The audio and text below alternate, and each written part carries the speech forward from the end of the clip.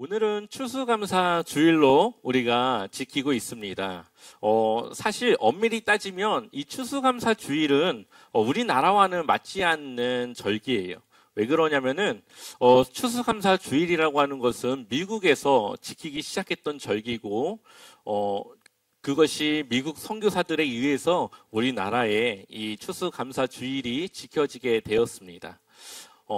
영국에 있다가 미국으로 이주해서 그들이 농사도 못 짓는 그 상태에서 원주민들의 도움을 받아 농사를 짓게 되고 그것으로 이제 1년 후에 곡식을 거둬들였던 그것을 기념하는 것으로 시작된 것이 이 추수감사 주일입니다. 근데 미국과 우리나라는 추수의 시기가 다르기 때문에 엄밀히 따지면 우리나라로는 추석 정도가 추수감사 주일의 시기라고도 볼 수가 있죠. 하지만 요즘 많은 사람들이 농사를 짓기보다는 많은 그러한 다른 여러 가지 직업을 갖고 있기 때문에 이 추수감사 주일은 우리가 무언가를 얻은 것을 감사하기보다는 올 한 해를 마무리하며 돌아보며 하나님의 행하신 그 일들에 대한 감사를 되새기는 그러한 기념의 날로 요즘은 많이 의미를 부여하고 있습니다. 올 한 해 여러분들의 시작은 어떻게 시작하셨습니까? 그리고 한 달 조금 더 남은 지금 2025년을 지나면서 어떠한 생각을 가지고 이 올해의 마지막을 향해 나아가고 있습니까? 제가 한 가지 정말 감사할 일이 있다면은 이 제자와 삼교회를 담임하고 있고 이렇게 함께 신앙을 해 나가고 있다는. 여기 불 좀 켜주시겠어요? 이거 조명. 네. 함께 이 공동체를 만들어 가고 있다는 것입니다. 며칠 전에 제가 이 전북 지방의 목사님들이 함께 모여서 이제 예배를 2달에 한 번씩 드리는데 순서가 이제 제가 설교할 순서가 돼가지고 제가 이제 설교를 했습니다. 우리가 함께 나누고 있던 이 에스라 말씀으로 이 교회는 어떠한 공동체를 만들어야 되는 곳인지 함께 말씀을 나눴습니다. 항상 우리가 나누고 있는 이 하나님 나라를 이루는 그러한 정말로 주님의 공동체를 이루자는 그러한 내용이었는데 그것에 대해서 이해하시는 분들은 좋았다라고 말씀하시고 사실 이런 거에 대해서 공감하지 하지 목사님들은 약간은 탐탁치 않은 약간 그러한 반응을 좀 가졌던 걸로 기억이 납니다. 그러한 면에서 정말 우리 제자와 삼교회 성도님들이 이러한 말씀에 공감하고 그것을 이해하고 그것을 함께 하려고 하는 그러한 신앙의 그 마음이 저에게는 얼마나 이 감사한 것인지 한 번 더 돌아볼 수 있게 되었습니다. 이것이 당연한 것이 아니라 정말로 헌신이 요구되는 그러한 일임에도 불구하고 그것을 함께 하고자 하는 그러한 성숙한 믿음을 가지고 있다라는 이 공동체에서 제가 이렇게 목회를 하고 있다는 사실이 너무나도 그때 감사하다라고 느껴지게 되었습니다. 그러면서 이제 설교가 끝났고 한 목사님과 이야기를 할 기회가 있었습니다. 그리고 그 목사님과 이야기를 하면서 느꼈던 것은 교회는 정말 이 숫자가 중요한 것이 아니구나라는 것을 느꼈습니다. 그 목사님은 다른 곳에서 개척을 했었고 그리고 그 개척을 한 이후에 꽤 많은 사람들이 모이는 교회로 성장했던 그곳을 개척했던 목사님이었습니다. 1년은 사람이 없어서 힘들었는데 1년이 지나고 나서는 사람들이 몰려왔고 막 30명이 넘는 그러한 교회가 되었다라는 거죠. 그러다 보니까 교단에서도 이제 관심을 갖고 그리고 이제 더 큰 예배당을 찾기 위해서 돌아다녔고 또한 이 목사님들 사이에서도 이제 조금 인지도가 생겨서 이제 어느 자리 같은 것도 막 이렇게 맡게 되고 막 그런 상황이었습니다. 근데 어느 순간부터 교회 안에 성도들 사이에 분열이 일어나기 시작하면서 그렇게 모였던 성도들이 또 나가게 되었습니다. 그때 그 목사님은 굉장히 힘들었고 교회 분위기도 그렇게 좋지 않은 그러한 상황이 되었다라는 거죠. 그 이유를 보니까 한 가정이 이 마가의 다락방이라고 하는 이 이단 교회를 다니시던 분이 와서 성도들한테 저 목사님은 젊어서 몰라. 목회가 뭔지 잘 모르시는 분이야. 우리가 알려드려야 돼. 이런 식으로 이제 사람들한테 얘기를 하고 다닌 거죠. 그렇게 분열이 생기기 시작했던 교회는 흔들렸고 결국은 그렇게 좋지 못한 그런 모습의 교회가 되었습니다. 숫자가 많이 모였지만 그 건강성이 지켜지지 않자 쉽게 무너진 그 경우를 저에게 말씀해 주신 거죠. 교회는 숫자보다는 건강성을 봐야 됩니다. 그렇게 되면 한 명이 오든 두 명이 오든 함께 그 건강한 공동체를 이루며 조금씩 성장하고 성숙한 그런 공동체로 세워나갈 수 있는 것이죠. 그러한 공동체는 아무리 어떤 이단들이 와서 그들의 마음을 흔들려고 해도 흔들어지지 않아 포기하고 마는 그러한 교회가 될 수 있습니다. 그리고 이러한 믿음을 우리 다음 세대 우리 아이들에게도 전수해야 되고 가르쳐야 되는 것이죠.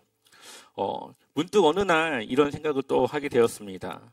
30년 후가 되면 이제 은퇴를 해야 될 텐데 그때까지 이 교회가 유지될지는 확신할 수는 없지만 그때는 이 다음 누가 이 교회를 맡게 될까? 혹시 건우가 목사님이 돼가지고 그 자리를 맡게 될까? 네. 그런 생각을 하면서 그때를 준비해야 된다는 생각도 하게 됐습니다. 아직 먼 이야기지만 30년을 준비한 교회의 그 다음 세대와 그렇지 않은 교회는 다르기 때문이죠. 어쨌든 제자와 삼교회를 함께 이루어가고 함께 할 수 있음에 감사하는 시간이 되었습니다. 이런 얘기를 하는 이유는 오늘 이 에스라 성경을 보게 되면 이 시대에 이 믿음이 무너진 이유는 신앙이 제대로 이어지지 않았기 때문임을 보여주고 있기 때문입니다. 에스라의 에스라가 말씀을 전하는 그 시대는 사사기와 같이 믿음이 잘 전수되지 않은 믿음의 그 전수가 끊겨져 버린 그러한 시대라는 것을 보여주고 있죠. 에스라 7장 1절 한번 우리 함께 보겠습니다. 한번 읽어보겠습니다. 2일 후에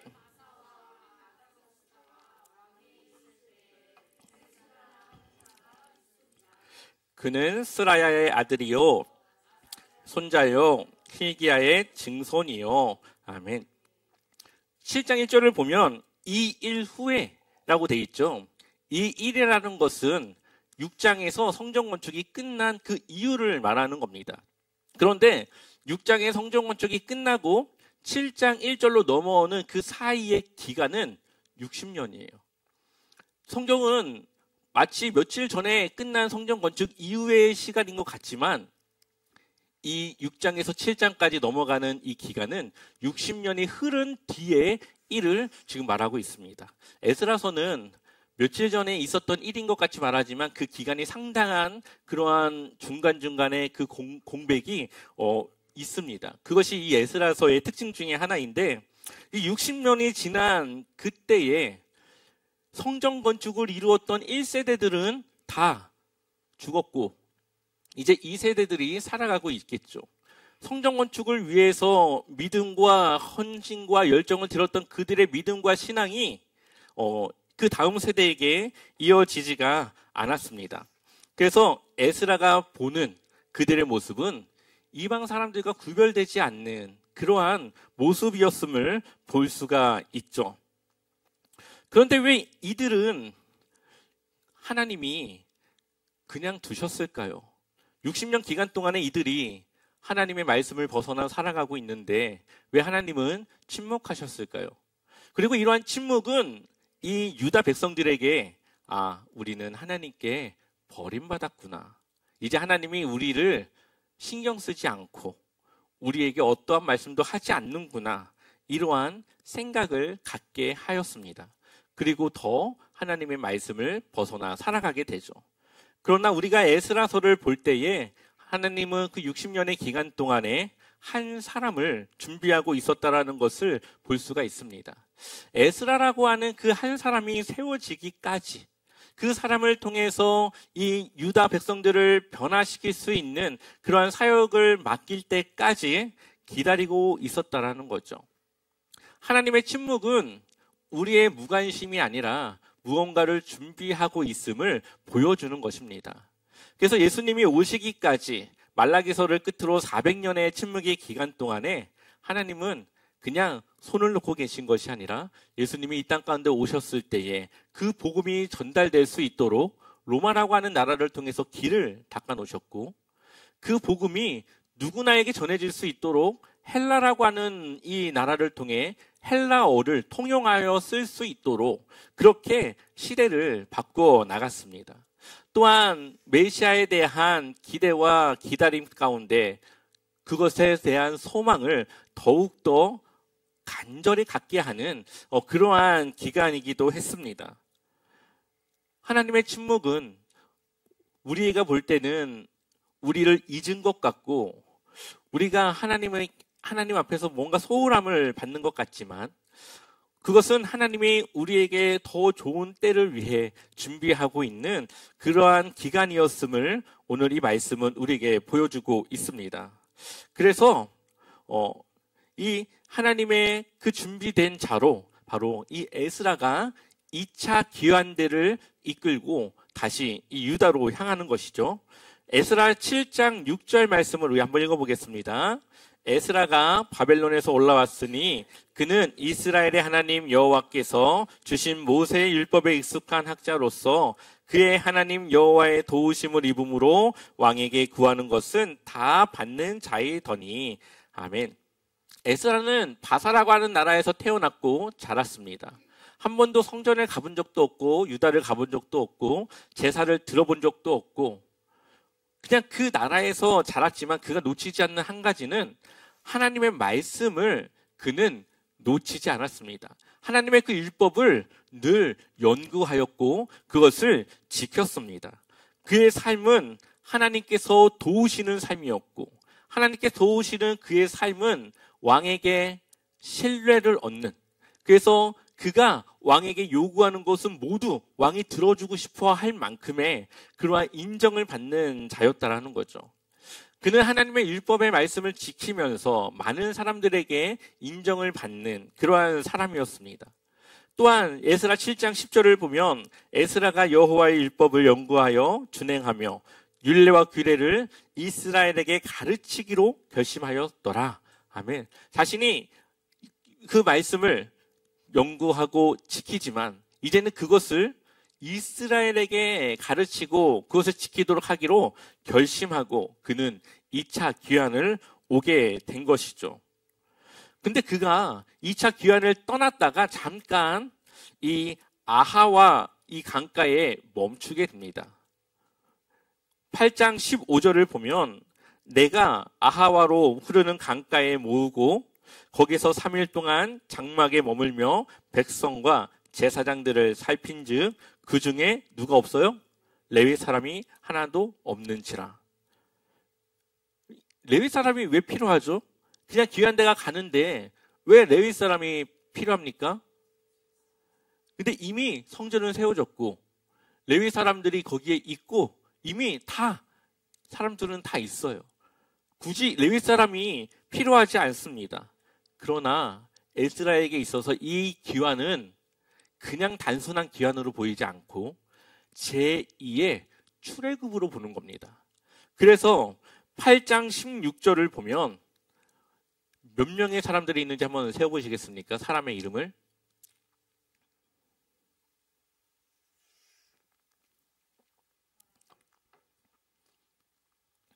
네, 11명이죠. 12지파 중에 한 사람이 모자릅니다. 그 사람이 바로 레위라고 하는 지파죠. 에스라는 제2의 출애굽이라고 이것을 생각하고 있고 그때 그것을 똑같이 하나님의 12지파가 그 광야를 지나 하나님의 약속의 땅에 들어가기까지를 똑같이 행하기를 원하고, 그래서 그 중에 빠진 레위 지파를 데리고 오도록 합니다. 그래서 12명을 맞추죠. 12지파를 그냥 그 맞춰서 이제 길을 떠납니다. 그런데 왕이 준 이 은과 금과 이 기물들이 있습니다. 성전에 가서 쓰라고. 그것을 또 누구한테 지우는지 아십니까? 8장 24절 한번 우리 읽어보겠습니다. 그때 내가 제사장의 우두머리들 중 12명 곧 세레바와 하사바와 그의 형제 10명을 따로 세우고, 25절도 한번 읽어보겠습니다. 그들에게 왕과 모사들과 방백들과 또 그곳에 있는 이스라엘 무리가 우리 하나님의 성전을 위하여 드린 은과 금과 그릇들을 달아서 주었으니, 아멘. 그것을 누구한테 지우게 합니까? 제사장들. 그 이유가 무엇일까요? 하나님의 성전에 있는 그 물건들은 누구나 만질 수 있는 것이 아니었습니다. 허락받은 자들만이 그것을 다룰 수 있는 것이죠. 에스라는 성전도 가보지 않았고, 한 번도 제대로 된 제사도 들어보지 않았고, 유다 땅이 어떻게 생긴지도 모르는 사실 이방인과 같은 그러한 바사 3세대 정도 되는 그가 하나님의 말씀을 알고 그것을 따라 누구도 신경 쓰지 않는 이것을 지키고 있다는 거죠. 하나님의 그 거룩한 성물을 아무에게나 지우게 해서 부정하게 하지 않고, 허락받은 제사장들이 그것을 지어서 그 거룩한 성물을 거룩하게, 정하게 다루고 있다는 것을 보여줍니다. 에스라라고 하는 이 사람은 작은 것 하나까지도 율법에 소홀하지 않는 사람이었습니다. 그렇기 때문에 지금 하나님의 말씀이 무너져서 하나님 백성이 아닌 이방인과 같이 살아가는 그들에게 가장 필요한 말씀을 줄 수 있는 가장 필요한 사람이 바로 이 에스라라고 하는 사람이라는 것을 보여주고 있죠. 에스라는 제사장 가문의 사람입니다. 그리고 그는 학사라고 하는 별명을 가지고 있습니다. 율법에 대해 연구하고 공부하여서 누구보다 율법에 대해 정통하게 잘 알고 있는 사람이라는 거죠. 결국 이러한 모습으로, 또한 왕이 그 호위대를 붙여줄 수도 있었지만 그는 왕의 호위가 아니라 하나님의 도우심을 기대하며 호위를 거절하고 길을 떠납니다. 마치 하나님께서 광야에서 이스라엘 백성들을 지키시고 인도한 것처럼 에스라는 그러한 모습으로 가고 싶은 것이죠. 그래서 중간에 도적대를 만났지만 그것을 하나님이 도우셔서 잘 넘어갈 수 있도록 해 주셨다라고 이야기를 합니다. 어두운 동굴 속에 아무것도 보이지 않는 그곳에서 성냥불 하나만 있어도 주변에 뭐가 있는지 정도는 파악이 가능합니다. 그러한 상황에서는 성냥불 하나도 아주 귀한 불빛이 되는 것이죠. 하나님의 말씀이 무너져서 하나님의 백성으로서의 정체성이 또 무너진 이 유다 백성들에게 있어서 하나님의 말씀을 지키고 살아가는 이 에스라라고 하는 사람은 무엇보다도 필요하고, 무엇보다 하나님의 그 말씀을 전하여서 하나님의 백성들을 다시 하나님의 정체성을, 백성으로서의 정체성을 가질 수 있게 할 수 있는 아주 중요한 그리고 필요한 사람이라는 것을 보여주고 있습니다. 자, 그리고 1500km가 되는 거리를 걸어서 드디어 처음으로 유다 땅에 이들이 도착합니다. 그들이 보았던 것은 무엇일까요? 9장 1절과 2절을 우리 한번 읽어보겠습니다. 2일 후에 방백들이 내게 나와 이르되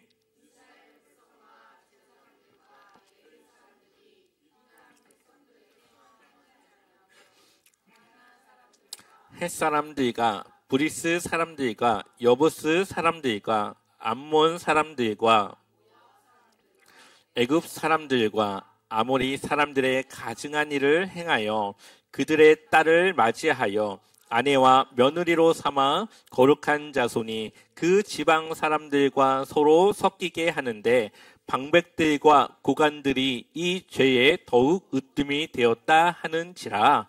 아멘. 이들이 지금 어떻게 살아가고 있습니까? 가나안 땅에서 하나님의 백성으로 거룩하여져서 구별되어져서 그들과 섞이지 않고 하나님의 나라를 그들이 지켜 그것을 이루어야 되는데 지금 이방 여인들과 결혼을 하고 그들과 같이 살아가고 있습니다. 여기서 이방 여인들과 결혼한 것이 문제가 아니라 그들과 결혼하여서 그들이 섬기고 있던 신을 섬기고 그들이 섬기고 있던 우상의 문화를 따라가고 그 땅에 있는 토속적인 그러한 미신들을 가지고 그들이 살아가고 있었다라는 거죠. 이들은 지금 하나님께 대한 배신감을 가지고 있습니다. 몇 번이나 얘기했지만 이들에게 있어서 이 귀한 1세대들에게 있어서 성전을 짓는 것은 이스라엘이 회복되는 것이고 다윗의 때를 되찾는 것이고 이제 그것만 지으면 저 페르시아는 이제 우리의 속국이 되어져서 우리가 저 나라를 다스릴 수 있게 될 것이다라고 하는 기대를 가지고 성전을 지었습니다. 그러나 아무것도 변하지 않았고 그들은 여전히 똑같이 궁핍하고 페르시아는 그들의 지배자들이고 변하는 것이 없는 그 상황에서 그들은 하나님께 대한 배신감을 갖게 됐고 그래서 하나님의 말씀을 떠나 그들의 생각대로 살아가게 된 것이죠. 그 결과 이방 여인들과 결혼을 하고 그들의 문화를 따르고 하나님의 정체성을 잃어버리게 된 것입니다. 그러자 에스라는 그들의 죄를 놓고 기도하며 그들이 지금 어떠한 상황인지를 그들에게 이야기를 합니다. 그래서 9장 13절을 보면 우리의 악한 행실과 큰 죄로 말미암아 이 모든 일을 당하였사오나 우리 하나님이 우리 죄악보다 형벌을 가볍게 하시고 이만큼 백성을 남겨주셨사오니 우리가 어찌 다시 주의 계명을 거역하고 이 가증한 백성들과 통혼하로니까 그리하면 주께서 어찌 우리를 멸하시고 피할 자가 없도록 진노하시지 아니하시리이까. 이스라엘의 하나님 여호와여 주는 의로우시니 우리가 남아 피한 것이 오늘과 같사옵건을 도리어 주께 범죄하였사오니 이로 말미암아 주 앞에 한 사람도 감히 서지 못하겠나이다 하니라. 아멘. 한마디로 해서 하나님이 그들의 죄값을 좀 덜어줘서 그나마 남은 자들이 다시 유다로 돌아와서 지금 유다를 세울 수 있게 되었는데 왜 그때와 똑같은 죄를 지금 짓고 있느냐라고 말하고 있는 겁니다. 그렇다면 이제는 우리는 하나님 앞에 은혜를 입기보다는 우리는 이제 설 수 없을 정도로 이제 그냥 없어지는 민족이 될 수도 있다. 그렇게 되어도 우리는 할 말이 없다라고 지금 에스라는 말하고 있습니다. 그리고 10장 1절을 보면 에스라가 하나님의 성전 앞에 엎드려 울며 기도하며 죄를 자백하자. 이스라엘 사람도 남자, 여자, 어린아이 할 것 없이 많은 무리가 에스라 주변에 모여 큰 소리로 슬피 울었다. 아멘. 에스라는 온 지 4개월밖에 되지 않았습니다. 그는 이방인과 결혼하지도 않았고 그 유다의 죄에 동참하지도 않았습니다. 근데 에스라는 이 죄를 회개하는데 저들의 죄를 용서해달라고 하지 않고 우리의 죄를 용서해달라고 이야기를 하고 있죠. 에스라는 그들의 죄를 자신과 분리해서 보지 않았습니다.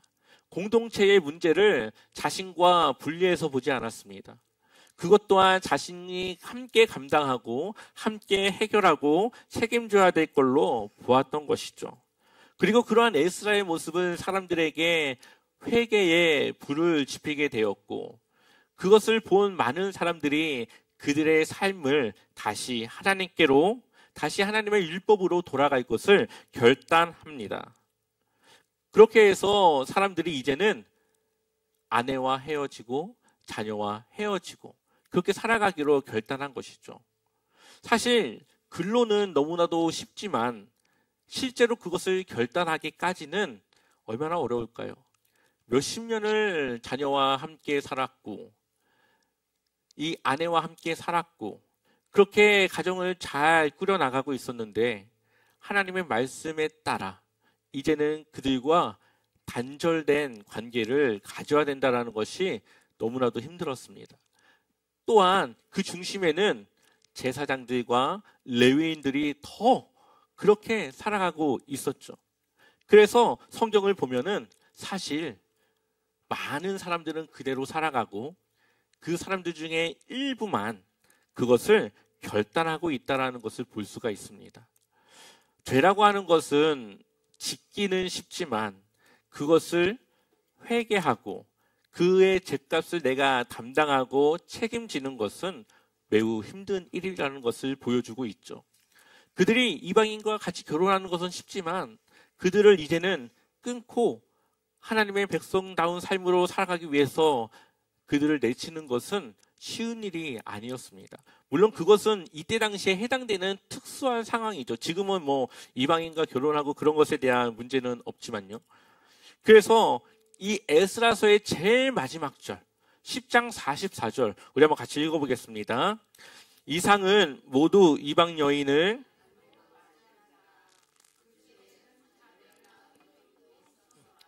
아멘. 이게 에스라서의 끝입니다.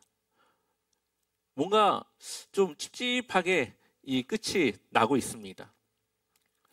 여전히 그들의 죄는 해결되지 않았고 그 죄의 문제는 이제는 우리에게 어떻게 할 것인가라고 하는 문제를 이어서 생각하게 하고 있는 겁니다.